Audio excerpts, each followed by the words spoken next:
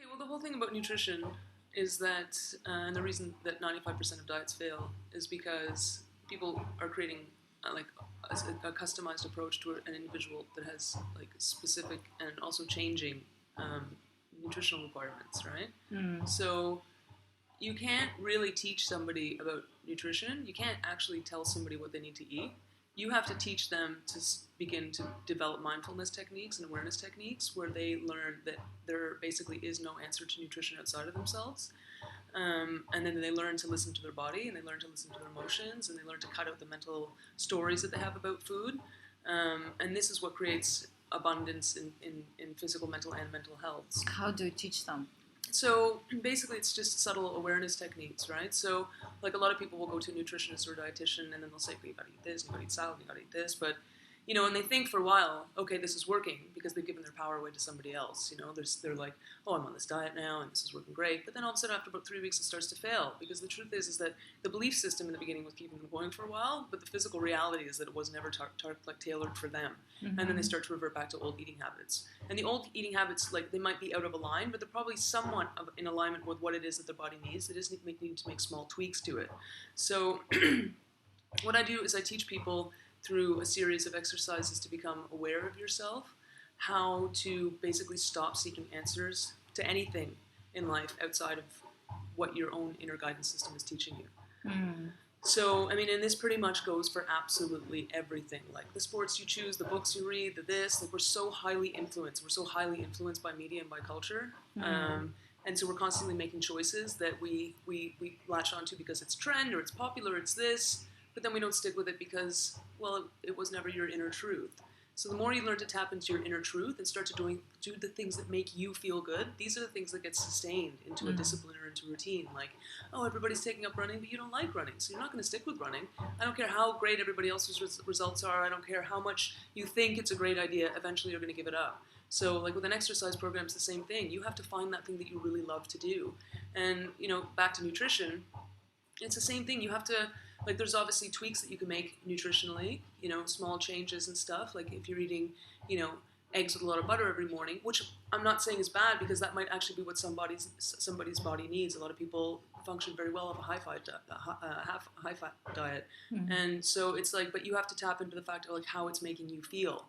And then learn subtle changes that you can make with what you're already doing, because what you're already doing is probably in relation to what your body like knows it needs. Mm-hmm. And you start tapping into that inner guidance system. Like when you do something, instead of doing it completely absently and completely mindlessly, as most people are doing, just completely absently going through life, you start to become more and more conscious of every moment and how you're feeling in every moment. And that feeling recognition actually guides you into long-term disciplinary changes and like abundant changes. So you're never going to find the answer outside of yourself. Like the truth is that you're never going to find it. And like this is what I learned through years and years of meditation, and I'm still trying to learn and understand, is that if you look for answers outside of yourself, you're never going to find what you're looking for. It's like even with like developing successful business and stuff like that. You can constantly look outside, like what's trendy, what's working, what's this. But the more time you spend just sort of alone, reflecting and sort of like connecting into what your inner truth is, the more these things just sort of come to you and you naturally just sort of end up on your path. Mm-hmm. So, yeah, learning to listen to yourself is pretty much the key to success and wealth and abundance in every aspect of your life. Do they have to change their lifestyle? Or they change it because they feel different about their lifestyle? The thing about lifestyle and life is that the choices that you make are a reflection of your state of consciousness. So you can't actually change anything outside of yourself. Mm-hmm. Unless you make an inner change, you're trying to control events which are basically outside of it's like you have a thought in the past and obviously you're going to live it in the present. Like the present moment actually doesn't exist. Everyone's like, oh, live presently, live presently. The present moment is actually like the past manifest.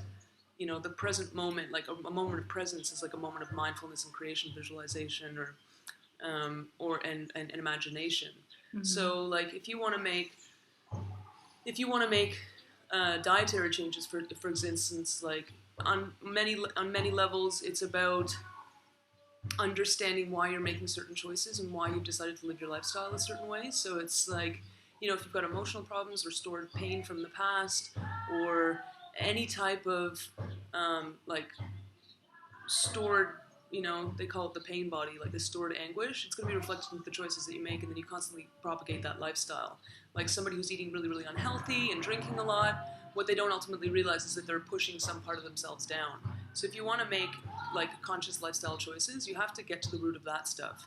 And that also takes other exercises in sort of awareness and mindfulness, like practicing meditation or practicing yoga asana, or it doesn't have to be something that's so culture trendy like yogic. Even going for a run consciously, just spending that time alone with yourself allows this stuff to come up, and then you start to notice shifts start happening in your life. The more you bring awareness into yourself, the more you notice shifts start to happen. So like they say that you can't actually get what you want in life, you have to become it. And you see people constantly striving for things that they're just not. Like, if you don't believe that you're abundant, if you don't believe that you deserve a certain lifestyle, then it doesn't matter how much you work, you're never going to get it. And you notice the people that really make it and they're successful, they do it effortlessly. And it's because it's just something inside of them.